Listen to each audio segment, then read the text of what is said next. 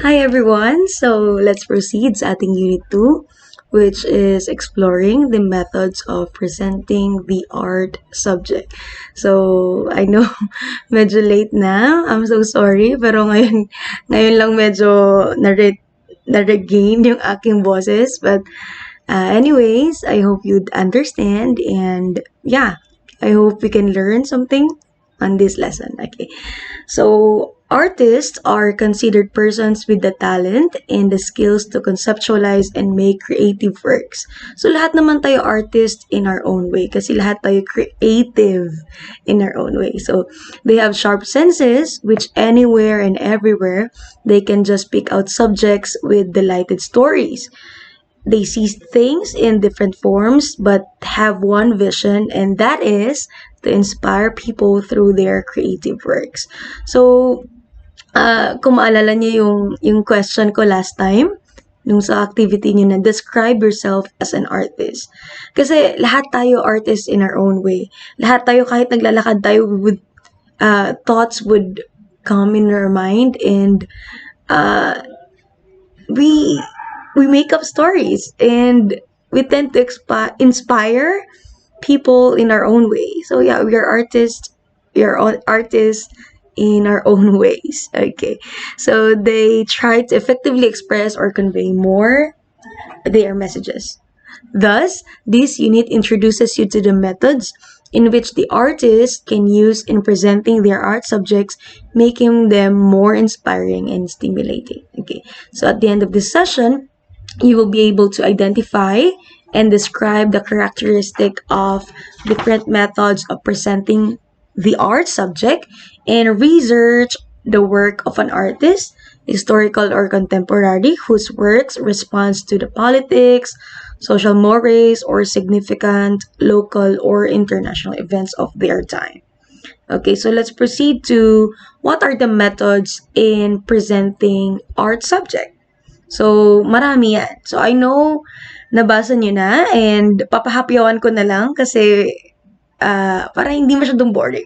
So, the following are the commonly used methods in presenting the art subject. Number one is realism, or it is called naturalism. Yun yung other term niya. So, realism meaning it is accurate, detailed, unembellished depiction of nature or of contemporary life. Meaning, yun talaga yung nangyayari sa ating everyday life. No filter. Parang ganon. So, naturalism or realism attempt to represent subject matter truthfully without artificiality and avoiding speculative fiction or supernatural elements. So, it's not decorated. So, as is. So, it focuses on the real life, the real scenario in our everyday lives. So, one well-known painter of that is our very own Fernando Morsolo, which is a Filipino painter. And he is known to be the father of Philippine realism. Sorry. So, he is an active painter in the early half of 20th century. So his compositions often depict traditional culture, customs, and celebrations of the Filipino community. So he's known for his craftsmanship and mastery in the use of light. Okay.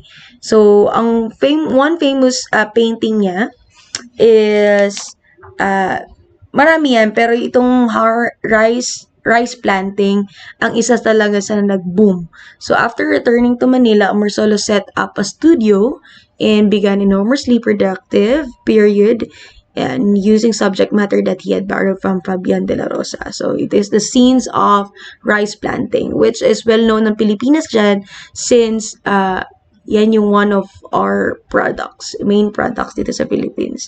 And he created a series of paintings that captured the popular imagination. So his 1922 painting, Rice Planting, soon appeared on calendars, posters, and travel brochures. Next, let's move on to abstraction. So abstraction naman, it is the opposite of realism or naturalism because Abstract art is an art that does not attempt to represent an accurate depiction. So, iniiba niya yung natural na subject. Okay? So, sometimes, abstraction or abstract art, abstract painting, it has no recognizable subject. But it doesn't mean that it is about nothing. Abstract, mahirap mo malaman kung sinong subject niya, kung ano yung main subject niya, pero it doesn't mean na it has no meaning. Okay? So, abstraction means to separate or withdraw something from something else. So, it is to change. So, sabi nga dito, instead, it uses shapes, colors, forms, and gestural marks to achieve its effect. Okay. So, abstraction indicates a departure from reality in depiction of imagery. So, inaalis niya yung realidad. Okay. So, sabi nga dito, ang isang well-known painter niya ay si Picasso. So, Picasso is a well-known artist who used abstraction in many of his paintings and sculptures. So, his figures are often simplified, distorted, exaggerated, or geometric. Magkita nyo sa types of abstraction later. So, ito yung isa sa gawa ni Picasso, Girl Before Mirror. So, it was painted in March 1932. So, it was produced in the style of Picasso and was using at the time and evoke an image of vanity. So, kung mapapansin nyo dito sa painting, it is a girl, right? Sabi nga, girl in front of the mirror. Girl before a mirror. So, makikita nyo na hindi siya realidad kasi it used shapes and distortion, di ba? Sa mukha, distortion sa kulay, and so on and so forth. So, Picasso shifts the emphasis and creates a very different view of the image. So, the work is considered in terms of the erotic in Picasso's art. And critics in different periods have offered their assessments of the work to show a wide range of reactions. So, the girl is looking into the mirror because she's pregnant. Okay? And from the image of the mirror, she sees a lopsided breast and a very big belly or a very fat belly. And the girl looking into the mirror has an angelic face.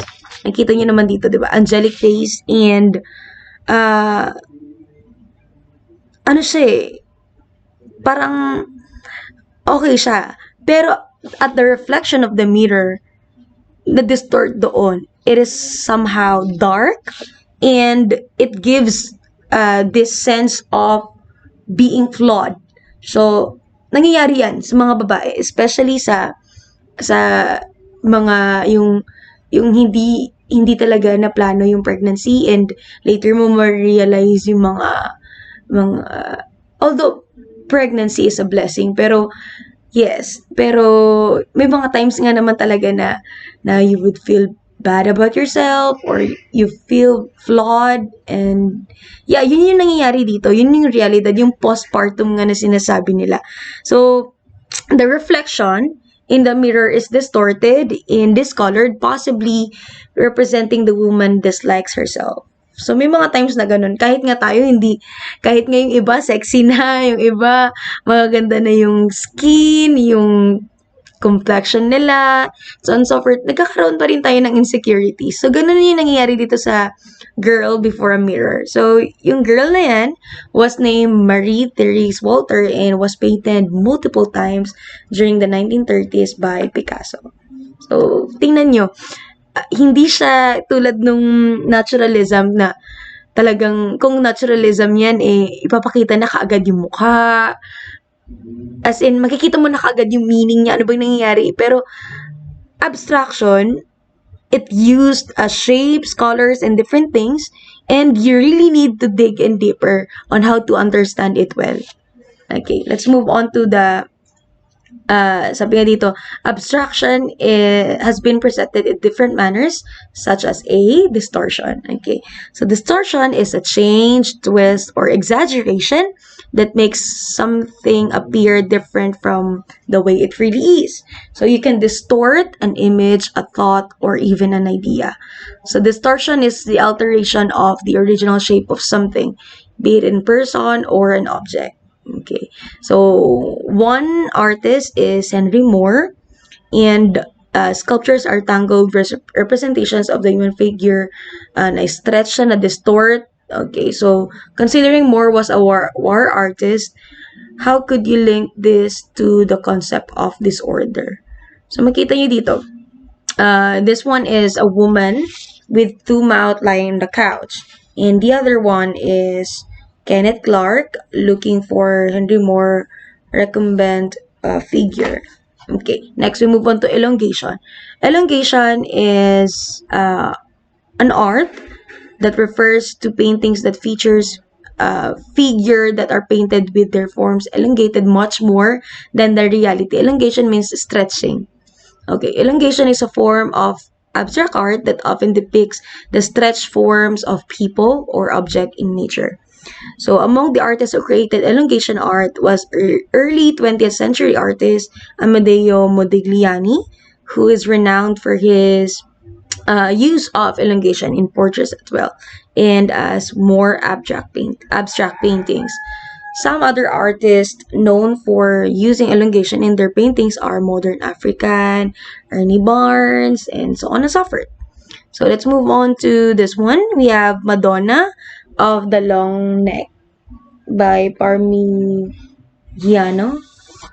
Madonna with the long neck is a typical of Parmigiano's latter work.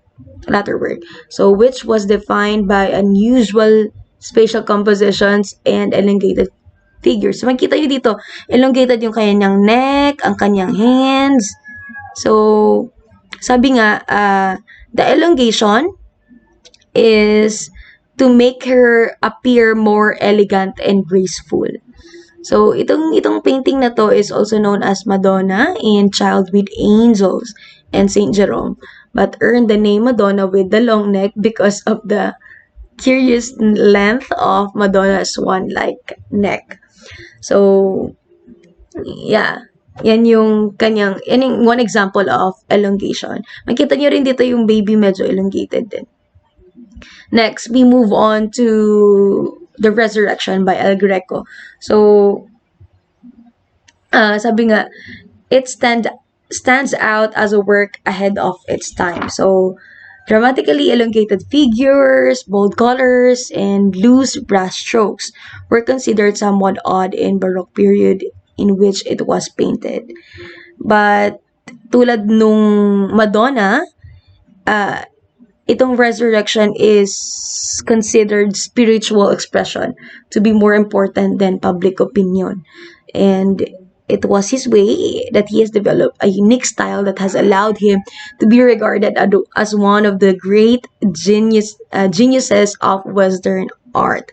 So, minsan ganun eh. Minsan pag natatakot ka na gumawa ng isang bagay, titigil ka na. Pero itong mga artist na to, kahit nung sa panahon nila, their paintings might be offensive or immoral. Makikita niyo yan sa later paintings na judge sila na yung mga paintings nila immoral or nakaka-offend, but they did not stop. So, yun, naging one of the great geniuses of Western art sila. Naging father of painters and so on and so forth. So, that proves only that you should not be afraid to be unique in your own way. And you should not be afraid to showcase your talent. Okay, next, let's move on to Mangling. So, Mangling, it is not commonly used way of presenting an abstract subject, but there are few artists who use subject or objects which are cut, lacerated, mutilated, torn, hacked, or disfigured. So, makikita nyo naman dito, may punit dito sa side. So, hindi siya masyadong ginagamit, pero ang big sabihin lang ng mangling is yun, cut, lacerated, and so on and so forth. Next, let's move on to Cubism. So, ito yung nag-remain as a major source of inspiration for many artists today. So, yan, Cubism. So, Cubism marked a major turning point in the whole evolution of modernist art. So, Cubism, it is characterized by the use of geometric shapes and planes. So, sabi nga dito, the Cubist painters rejected the inherited concept that art copy nature, or that artists should adopt the traditional techniques of perspective, modeling, and foreshortening. So they dismantled traditional perspective and modeling in the round in order to emphasize the two-dimensional picture plane. So they reduced the fractured objects into geometric forms and then realigned these within a shallow relief-like space. Next. So this painting, the Les Demoiselles d'Avignon, was painted in 1907 and the most famous example of Cubism painting. So in this painting, Picasso abandoned all form of representation of traditional art.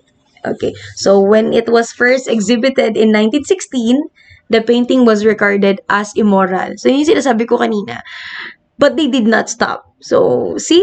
Naging one of the most famous Cubism painting na siya ngayon. Noon, it is regarded as immoral, di ba? So, next, we have the painting presents us with an uncomfortable mosaic of angular and overlapping fragments of 5 female nudes, at least 2 of whom stare provocatively at the viewer. Its cubist features combine powerfully with its violent forms and animalistic masks to both shock and challenge the viewer. So, dito sa abstraction, nililive ng artist yung, ang tawag doon, yung karapatan natin na to think of our own definition of their art. So, parang sinasabi nila, bahala na ang viewer ko, ano makikita nila dito, kung ano mababasa nila dito. Yun ang nangyari sa abstraction. Next, we have types of cubism. Number 1, we have analytical cubism. So, it is the use of rudimentary shapes. Rudimentary means basic. Basic shapes, overlapping planes to depict the separate forms of the subject in a painting. So, it refers to real objects in terms of identifiable details that become, through repetitive use, signs or clues that indicate the idea of the object. So, it is considered to be a more structured and monochromatic approach than that of synthetic cubism. So, an example of these is a portrait of Henry Canwiller. This is considered to be one of the best examples of this stage of cubism. So, a great desire to penetrate into the inner nature of three-dimensional object to comprehend the essence of space which it occupies, as well as the space within limits of which it is situated, brought by a closer analysis to life, making all the familiar surface contours of an object deprived of their usual opacity. So, this one is a painting by Picasso. So, makikita nyo, portrait siya ni Henry Canwiller, pero nalilive sa viewer kung paano natin i-interpret yan. So, yeah, let's move on to synthetic cubism. So, it became a popular style of artwork that includes characteristic like simple shapes, bright colors, and little to no depth. So, dito rin sa synthetic cubism, dito nag-exist yung birth of collage art, in which real objects were incorporated into the painting. So, itong mga kinds of art na to, mahal daw to. Yun ang pagkarinig ko. Kasi, ginamitan talaga siya ng real objects. Alam niyo naman ang collage, di ba? So, in 1912, Picasso creates the work of still life with chair canning. So, he inserts an oilcloth with a pattern that stimulates bars of the chair and the oval composition of the painting. So, it's a frame of the picture. So, the prototype of already made experiments of the 20th century was created. Let's move on to abstract expression. So, Leo Tolstoy is known to be the father of abstract expressionism. So, his expression theory, sabi nga dito, art elicits and provokes emotion of the viewer. So, ito yung kaninang sinasabi ko na Tolstoy believed that the role of the artist was to provide the viewer with something that would bring out these effects. So, abstract expressionism achieves this by letting the medium and composition to communicate for itself. So artists like Pollock believe that it was the viewer, not the artist, who defines and interprets the meaning of abstract expressionist artwork. Thus, there is no relevance on what artist thinks or conveys while producing the work. Although may mga side meanings sila on why they would create such art, pero they leave us the parang the right to to interpret their art subject, to define their art. Okay, so abstract expressionism is an artistic movement in the mid 20th century comprising diverse styles and techniques and emphasizing especially an artist's liberty to convey attitudes and emotions through non-traditional and usually non-representational means. So there are two styles of abstract expressionism, and that is action and passive. So actions such as Jackson Pollock and Willem de Kooning focus on an intensely expressive style of gestural painting. Now, what is gestural painting? Ang gestural is parang exaggerated the motions ng hand. Gestures sa pagpipaint nila. And the more passive is, this is more concerned with reflection and mood. So sabi nga dito, action painting is characterized by a loose, rapid, dynamic, or forceful handling of paint and sweeping or slashing brushstrokes and in techniques partially dictated by chance such as dripping or spilling the paint directly onto the canvas. Alam ko nakakita na kayo ng mga paintings and alam ko nakakita na rin kayo ng ganito. At the first glance, you would think na what was happening dun sa painting kasi there were splashes, there were drippings, and so on and so forth. And very forceful yung pag-brush, mga strokes ng brushes. Pero, yun nga, tinatawag nga siyang abstract expressionism. Naiiwan sa viewer kung paano mo i-interpret yung kanilang art. So, ibig sabihin ng action is the forceful handling of paint. So, Pollock had created his first drip painting in 1947.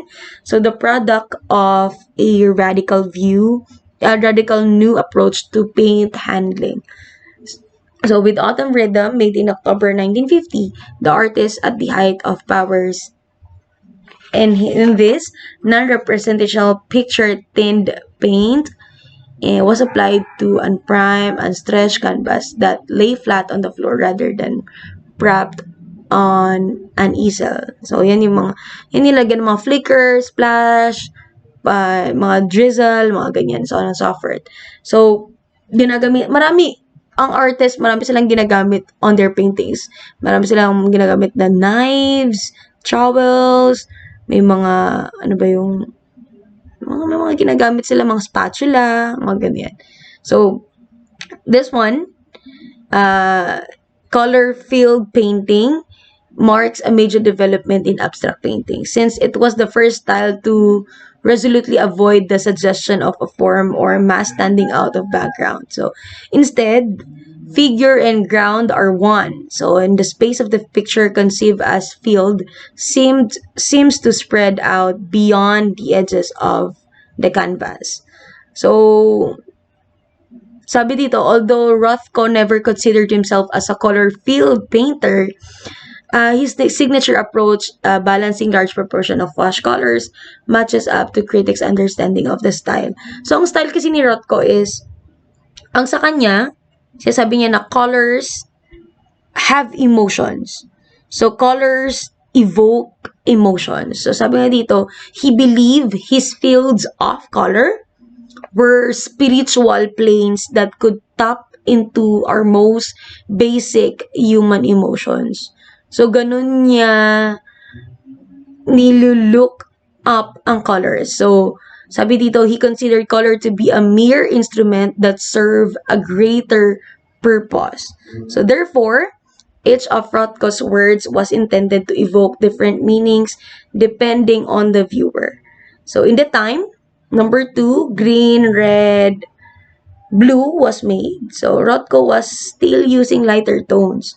But as more years passed and Rothko's mental health increasingly declined, his color fields were constituted by somber blacks, blues, and grays. So nakaapekto ang kanyang mental health sa kanyang mga paintings. Okay, so let's move on to symbolism. So symbolism is really an intellectual form of expression. So not content using color and shape to communicate their feelings. Symbolist artists inject their compositions with messages and esoteric references. So it is this narrative content which turns out work of art into a symbolist work of art. So symbolist painters and sculptors were inspired by literature and poetry of the day, as well as history, legends, myth, biblical stories, and fables of the past. So in expressing themselves, symbolist artists endowed their feelings and their subjects. So yun yung mga women, heroic males, flowers, landscape, and so on and so forth with methodological or other esoteric meanings. So many artists turned to stimulants like alcohol and drugs to fuel their imagination. So favorite symbolist subjects included sensual issues, religious feelings, occultism, love, death, disease, and sin, while decadence was a common feature. So, women play a major role in Belgium symbolism as they employ all the duality and ambiguity of the world. So, Nofs and Robs were Belgian symbolists who captured and expressed the mystery of women.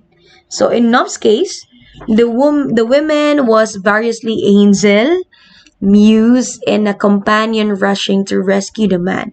Yet she also appears at a temptress, femme fatale, with more than a cache of the perverse, the very symbol of supreme vice. So the theme of women constitutes an inexhaustible one of the symbolists, both painters and authors. So just as Knopf did in his Caresses, which is perhaps Knopf's most famous creation. So he represents his mysterious beauty, but alas, the woman sells herself and her master becomes Satan. So, sabi nga dito, ang women are angel, muse. Pero nga yung sabi, behind the success of a man is a woman, and behind the failure of a man is a woman. So, minsan ganun. Although women are well known to be God's blessing to man, but sometimes some women would use their body to tempt men, and yeah, they would become Satan themselves. Yes, let's move on to Fauvism. Fauvism was a style of painting developed in France at the beginning of 20th century by Henri Matisse and André Derain. So the artists who painted in this style were known as Le Fauve. So the title Le Fauve, the wild beast, came from a sarcastic remark by the art critic Louise Voncels. So Le Fauve believed that colors should be used to express the artist's feeling about the subject rather than to simply describe what it looks like. So makikita nyo naman sa painting na it is very colorful.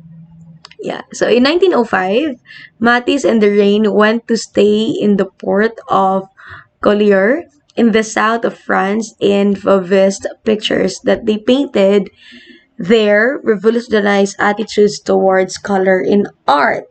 So the sheer joy of expression that they achieved through their liberated approach to color was shot in the arm of the painting. So, makikita nyo, ang painting na to is the open window, tawag na open window clear. So, oil canvas siya. So, it's used as its maximum intensity.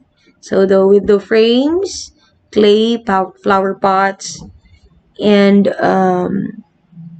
clay flower pots and mass of yachts and have all been painted in a blazing red. So these are bold complement to the range of greens that punctuate the painting. So in order to arrange the various colors of the work into an effective composition, it creates a counterchange between the greenish wall on the left and its reflected color on the right hand window with the purple wall on the right. So makikita nyo, to unify the interior and exterior relationship of space, the dense spectrum of colors used inside the room is echoed more sparingly in the distant view through the window.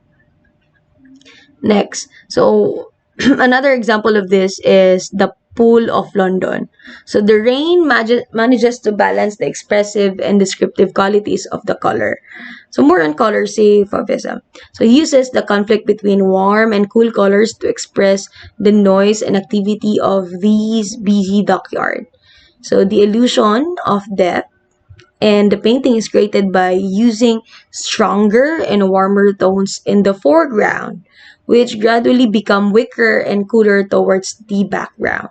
So these organized arrangement of tones in a landscape is called aerial perspective. Aerial. So the drawing is the drawing of the image is typically simplified into shapes and forms whose details are conveyed by unmodified brushstrokes and roughly the same size. So this gives the painting an overall unity that would not expect in a composition of such conflicting colors. Aerial kasi galing sa taas, aerial perspective. So yeah, makita niyo yan dun sa painting. Let's move on to Expressionism. So, more on, dito sa topic natin na to, more on readings to. And, I will leave the readings to you because, andito na lahat. As in, kinonjust na sa inyo lahat. So, you just need to read, okay? So, hindi naman, alangan naman babasahin ko pa ulit. Well, I know you have read it already. And, sana nabasa nyo na. And, yeah, art is not spoon-feeding you, but it is pushing you to be creative in your own way and to learn in your own way. Okay. So, as in, bahapyawan lang natin yung mga yan. Kasi, yeah, alam ko, kasi babasahin ko lang din naman. Hindi siya tulad ng mga ibang subjects ko na I need to explain it very in toto. Ito kasi, as in based on history and definition talaga. So, another type is Expressionism. Expressionism is art is more associated with emotions or feeling than with literal interpretation of the subject. So, expressionistic art uses vivid colors, distortion, two-dimensional subject that lack perspective. So it's created to express the emotions of the artist and so on and so forth. So one famous painter is Vincent van Gogh. Alam ko na yan. Alam nyo na yan. So his painting seems to vibrate emotion. So one example of his painting is the Starry Night. So Van Gogh is one. This Starry Night is one of the famous piece of art. So the story of Van Gogh cutting off his ear after a fight with his friend.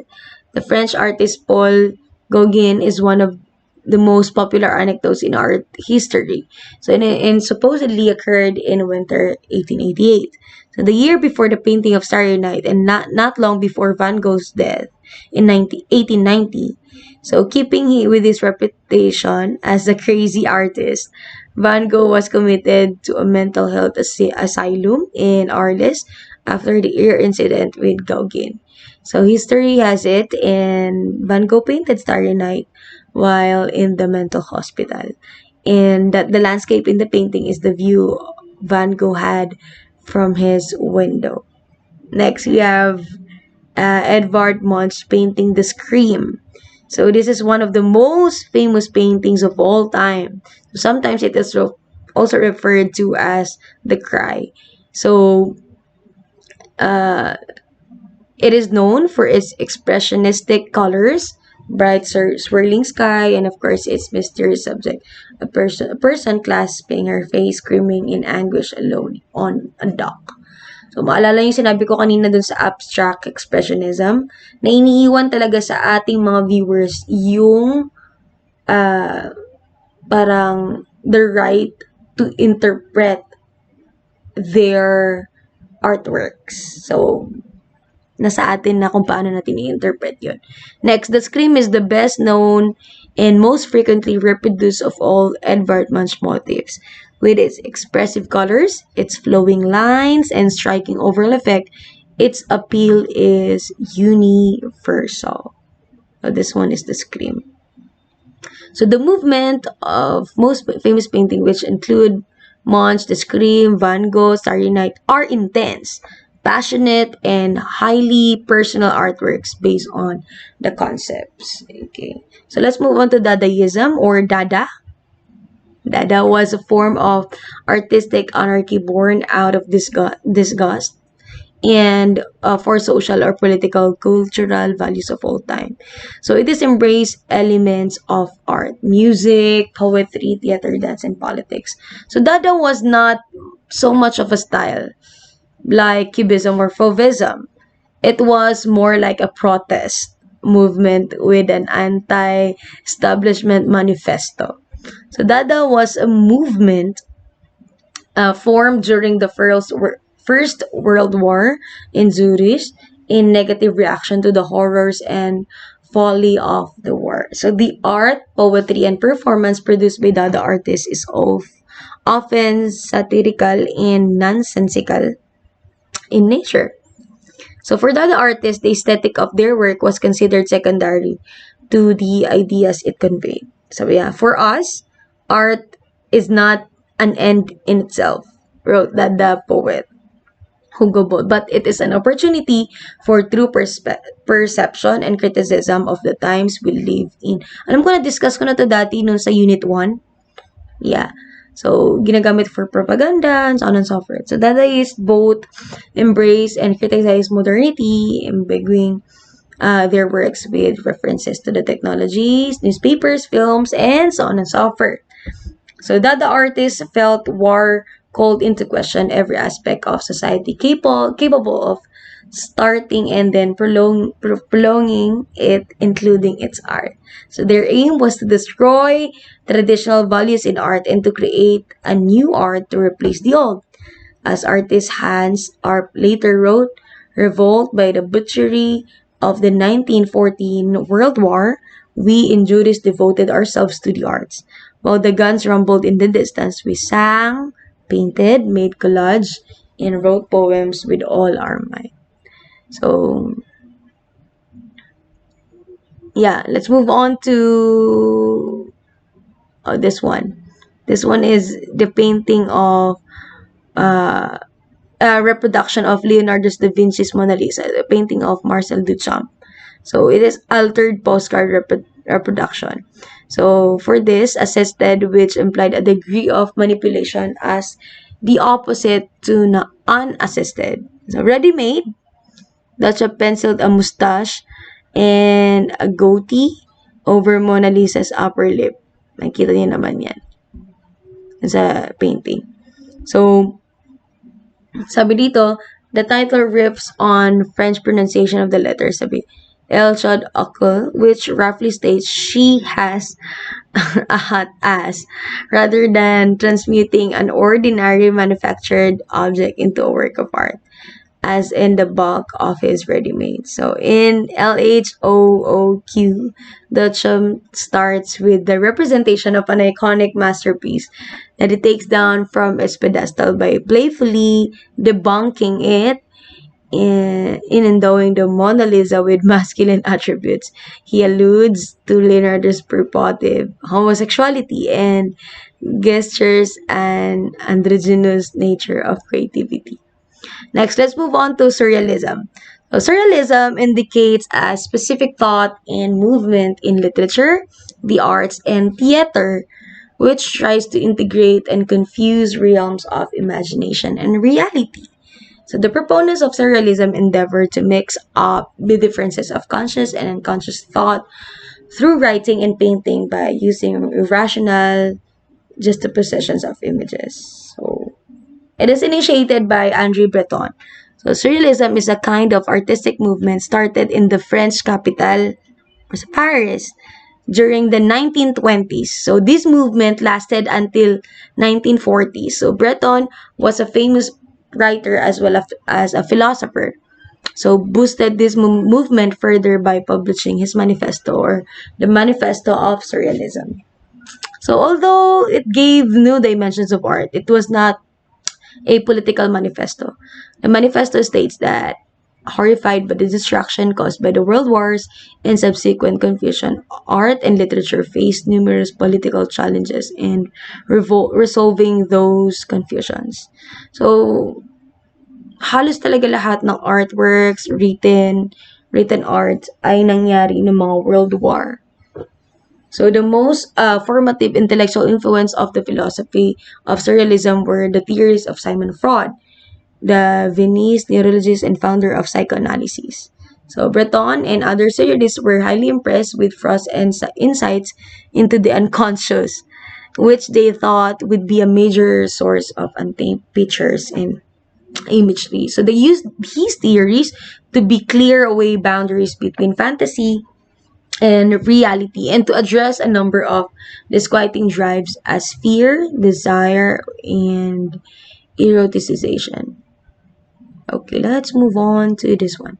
So we have Metamorphosis of Narcissus. This was a painting of Dali based on the paranoid critical method. So it was inspired in various myths of Narcissus, which explore an abnormal preoccupation with the self, something that Dali was no stranger to. So Dali tells his story of Narcissus in two forms, one an echo of the other. So the form on the left figure of Narcissus as he bend to look at his reflection into the pool. So his body is turning to stone, which both illustrates his inability to move and indicates his eventual death. So the form on the right is his dead, petrified body, which has transformed into a hand holding an egg. So a Narcissus grows from a crack into an egg to complete his metamorphosis. Okay, let's move on to, so Surrealism has its literature also. So this one is A Freedom of Love by André Breton. So, basahin nyo na lang yan. And nandiyan naman na provided na yung mga meanings and so on and so forth. Let's move on to Futurism. Futurism was an Italian art movement of the early 20th century. So it aimed to capture in the art of dynamism and energy of the modern world. So this was launched by the Italian poet Filippo Tommaso Marinetti in 1909. So among modernist movements, Futurism was exceptionally vehement in its denunciation of the past. So this was because in Italy, the weight of past culture was felt as particularly oppressive. So in the manifesto, Marinetti asserted that we will free Italy from her innumerable museums which cover her like countless cemeteries. So what the futurists proposed instead was an art that celebrated the modern world of industry and technology. So this one is a sculpture, and this one is a unique forms of continuity in space. It is made of bronze. So entranced by the idea of the dynamic means it's changing. The futurists sought to represent an object's sensations, rhythms, and movements in their images, poems, and manifestos. So, such characteristics are beautifully expressed in Bocconi's most iconic masterpiece. Okay, let's move on to Impressionism. Impressionism was an art movement in France at the end of 19th century. So the Impressionists were a group of artists renowned for their innovative painting techniques and approach to using color in art. So Impressionist art is a style of painting that emerged in the mid to late 1800s and emphasizes an artist's immediate impression of a moment or scene, usually communicated through the use of light and its reflection. So, Impressionist painters such as Claude Monet, yan, mga yan, yan yung mga paintings nila.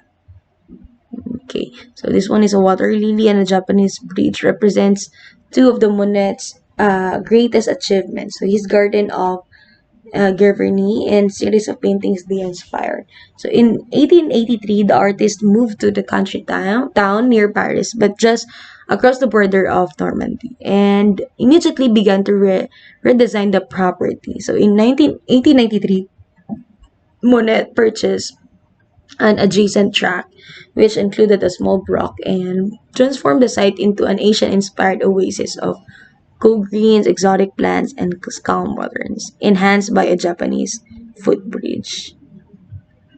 So this one is also a painting of Claude Monet, Sunrise. We're almost done. So we have Claude Monet's Impression. So Sunrise is an exemplary impressionist painting in several ways, not least of which is its title. It depicts as a misty harbor scene in Le Havre, a port city in northern France, in which boats and figures are reduced to flat, shadowy silhouettes, while the red light of the sun reflected on water takes on tangible form in highly visible brushstrokes. Okay. So, more on readings lang talaga to. Itong unit 2, 3, and 4. Yung unit 3 natin, it's Gamaba. So, you just read it. It's about people, the artists, and the artisans. So, dun yung makikilala na maraming unique artists out there. So, if you're one of them, you can feel the passion in you, the passion of being an artist burning. Just strive. Tulad ng mga na-discuss natin kanina na although in our generation, hindi siya ma-appreciate gaano, but somehow, in the latter years, malay mo, bigla kang maging father of Impressionism or father of and yeah, it's never too late. So, Unit 2 explores the various methods in presenting the art subjects just to convey the artist's message. So, this means that the manner of representing our subject varies according to the intent and inventiveness of each artist. So, yeah, no two artists are the same. They are unique in their own way. Okay, so the following methods in presenting the art subjects include realism, abstraction.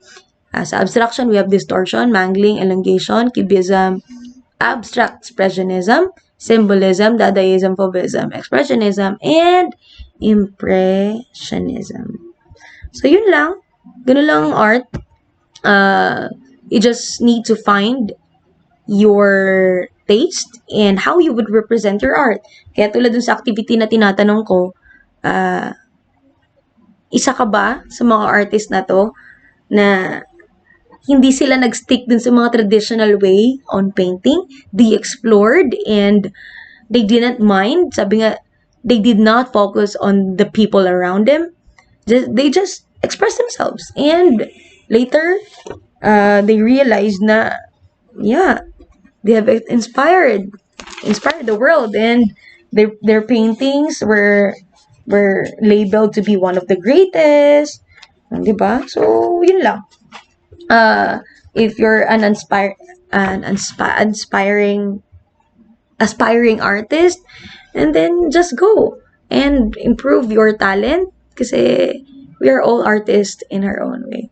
So, see you sa ating Unit 3. I hope na nabasa nyo na. And more on ano lang naman yun, more on people, the artworks they have made, and paano na difference, anong difference ng artist and artisans, and how to be a qualified gamaba artist, and so on and so forth. So just read it, and yeah, don't memorize.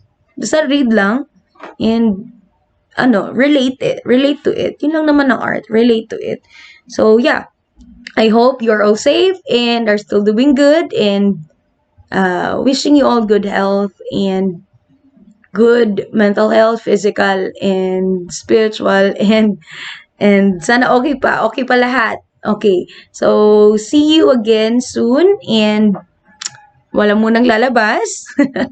Sana yeah. So see you sa ating next topic. Okay? Bye-bye and God bless.